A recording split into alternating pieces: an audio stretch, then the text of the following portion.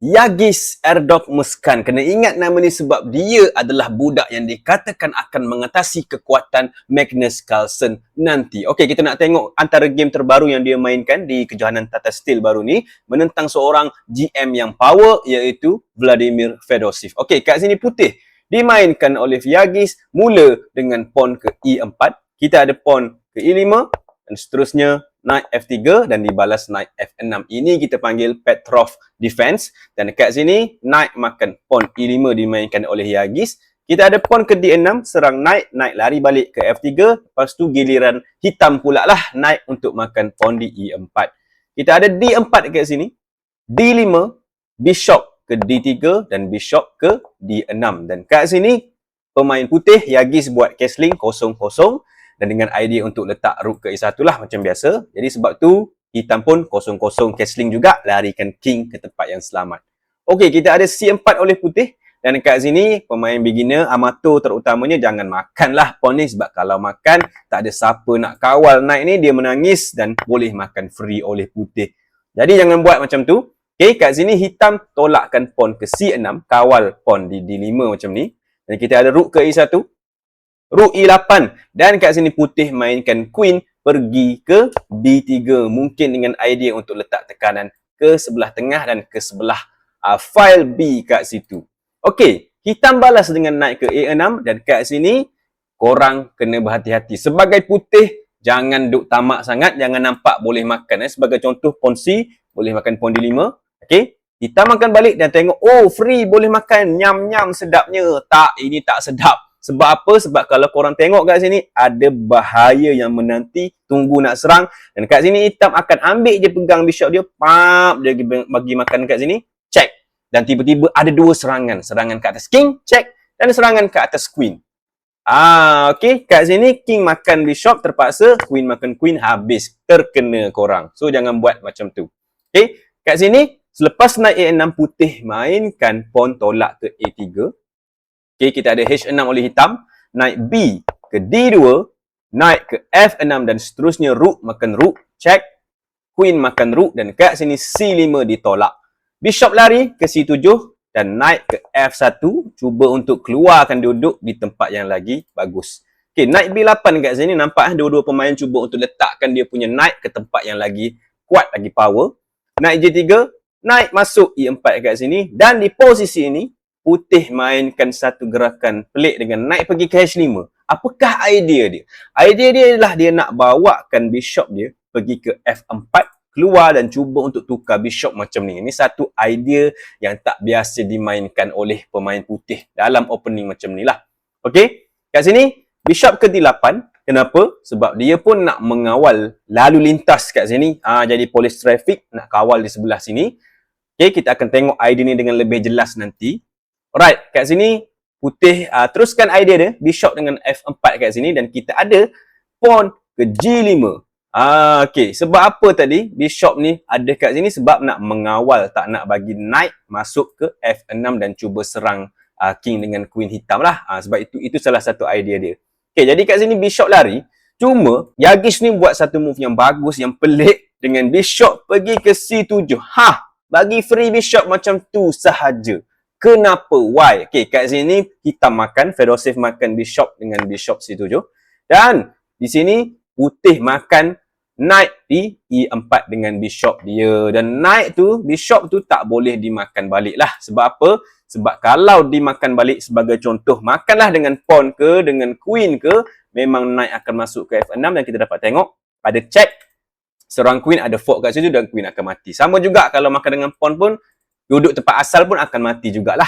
Okey. Jadi sebab itu bishop tu tak dimakan, jadi hitam gerakkan knight pergi ke D7 kat sini dan kita ada bishop ke F5 larikan diri kat situ dan di posisi ini kita dapat tengok ada sedikit masalah untuk hitam. Okey, sebab buah-buah putih dah aktif dan kubu hitam sedikit pecahlah di sebelah sini. Alright. Okey, queen D8 kat sini kita ada rook pergi ke E1. Tengok macam mana putih cuba untuk masuk dan di posisi ini kalau korang tengok mungkin nampak macam ada satu taktik yang hitam boleh buat. Taktik tersebut ialah untuk knight makan pawn. Okay, kalau knight makan pawn, knight tu serang queen. dan sambil buka ruang untuk bishop makan bishop percuma di F5. Tapi adakah taktik ini bagus? Kita tengok kat sini. Kalau knight makan macam ni serang queen, ya putih boleh makan pakai pawn, bishop akan makan bishop, tetapi putih boleh sambung dengan memakan pawn di B7. Dan bila pawn tu makan, pawn di C6 pula akan jadi target dan selepas itu queen akan cuba masuk di sebelah sini dan cuba untuk buat kacau. Ini masalah besar. Dan kat sini tak bagus untuk hitam sebab apa? Sebab ada satu lagi taktik yang putih boleh buat yang bagus untuk korang tahu. Sebagai contoh, contohlah saya buat gerakan lah. Rook gerak ke C8 contoh. Okay, jadi kat sini benda yang putih nak buat ialah untuk masukkan rook dia masuk ke belah belakang ni buat check dan sambil serang queen. Dan queen terpaksa makan, kita dapat tengok knight masuk check buat 4. Jadi queen tu akan mati juga. Okay, king lari, knight makan dan posisi ni memang putih yang best lah, yang seronok. Alright, so sebab itulah selepas rook ke E1, knight tak makan pun, pawn tu tak bagus pun, jadi dia gerakkan king pergi ke H8, lari awal-awal, tak kalut. Okay, queen ke E3 kat sini, cuba untuk masuk lagi ke belakang sini, ataupun ke sini. Okay, knight F8, kita ada knight ke E5, cuba sekali lagi untuk buat fork, nak makan pawn, nak buat fork serang king, serang queen. Oh, banyak knight yang datang. Kita ada queen E7, cuba kawal macam ni. Bishop makan bishop, rook makan bishop dan seterusnya queen ke H3. Satunya nak makan rook dan satu lagi nak alih knight dan seterusnya makan pawn di H6. Sebab itu selepas rook lari ke E8, kita ada knight ke G3, nak makan pawn kat sini. King cuba kawal di H7, tapi knight bawa pula pump lompat masuk ke F5, serang queen dan serang pawn kat sini. Queen cuba lagi kawal di E6 dan seterusnya rook ke E3 oleh Yagis. Okey, kat sini memang hitam dah tak ada move. Sebagai contoh, kalau dia cuba hilangkan knight ni kan, macam bishop makan knight ke, tak baguslah sebab rook makan dan kita dapat tengok serangan ke atas queen dan rook kat belakang tu. Kalau queen lari ke tempat tak betul, memang queen akan makan pawn di H6. Tapi kalau queen lari sambil kawal ni, rook di belakang pula yang mati. Jadi tak tahu hitam nak buat apa. Hitam cuba larikan queen dia pergi ke F6. Tapi kat sinilah Yagis buat move yang bagus. Okey, korang boleh pause ni dekat sini dan cari apakah gerakan terbaik untuk putih mainkan. Silakan. Okey, sementara cari, macam biasa saya cerita sikit siapakah Yagis Kan Erdogmus. Ini adalah pemain dari Turki, baru berusia 14 tahun dan dia adalah pemain termuda yang berjaya mendapat rating 2600. Sekarang ni rating dia 2660 lebih tak silap saya. Dan dia sikit lagi nak dapat 2700, nak menjadi orang yang termuda mendapat rating 2700. Ini tak tercapai pun oleh Magnus Carlsen masa dia umur macam Yagis. Jadi kita nak tengok betul tak Yagis nanti akan jadi lebih kuat ataupun sama kuat macam Magnus Carlsen. Alright, apa jawapan kat sini? Move dia adalah knight, pegang tu, pergi makan pawn H6, bagi macam tu. Okey, kenapa bagus? Mari kita tengok. Queen makan knight H6, kat sini kita tak makan queen lah. Kita gunakan queen putih untuk pergi ke F5 check. Dan di posisi ini hitam sudah kalah. Kalau korang tengok kat sini, ke mana-mana king lari lah, tak kisah. Kalau king lari ke H8, memang knight akan makan pawn dan kita dapat tengok ada fork kat situ, queen akan mati. Itu kalau dia lari ke situ. Kalau king lari ke G8 ataupun G7, sebagai contoh lah G7, memang queen yang akan makan check kat sini dan memang akan knight boleh masuk, rook boleh masuk, banyak nak ceritalah. Okey, apa-apa pun putih boleh buat serangan yang mudah.